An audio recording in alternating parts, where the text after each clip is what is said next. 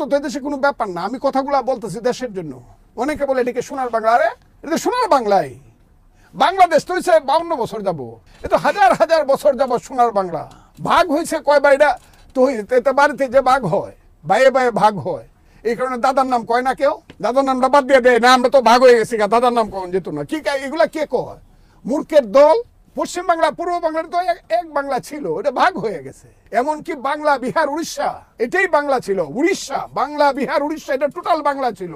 এই তো 1905 সন পর্যন্ত ছিল, 1911 সন পর্যন্ত ছিল, এই চলে গেছে। এই কারণে আমি বাংলা বলতে পারবো না। আমার সোনার বাংলা, আমি তোমায় ভালোবাসি বলে কি হয়েছে?